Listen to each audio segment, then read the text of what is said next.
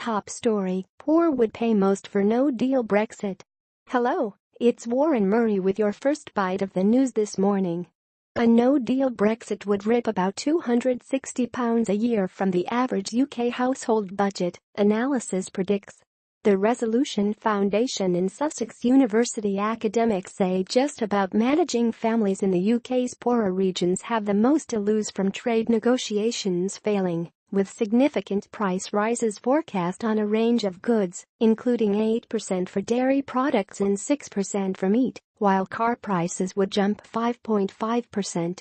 The study found that the impact of rising prices would add 1.1% to the cost of living for the poorest 20% of households, against 0.8% for the richest 20%. Inflation is expected by the city to hit a 5-year high of 3% when official figures are released today. Meanwhile, Theresa May has been rebuffed by EU leaders over an attempt to smooth over differences. The PM came away from a dinner with Jean-Claude Juncker and Michel Barnier having made no apparent inroads on opening negotiations for a transitional Brexit deal. Citizens' rights, the Irish border and the divorce bill remain the nagging issues on which Brussels is demanding progress before talks about future trade and easing Britain's exit from the bloc. If rebel Conservative MPs get their way, Britain will not leave the EU in the spring of 2019 without first securing a proper transitional deal and holding a binding parliamentary vote. They are lining up with Labour and Lib Dem MPs to take advantage of delays with the government's Brexit bill, shoring up support for amendments that the Labour MP Chuka Umunna said would ensure we do not jump off a cliff and withdraw from the EU in a job-destroying way.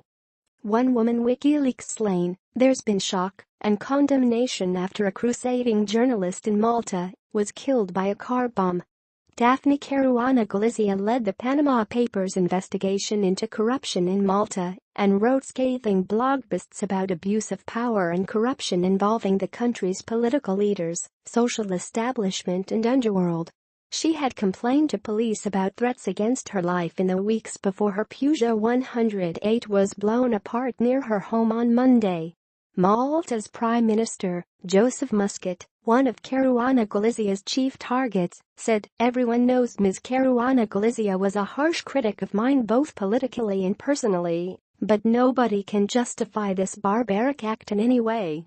Muscat has called in the FBI to help with the investigation. "A candlelit vigil was held last night. Her life was not for nothing," said family friend Luke Frendo.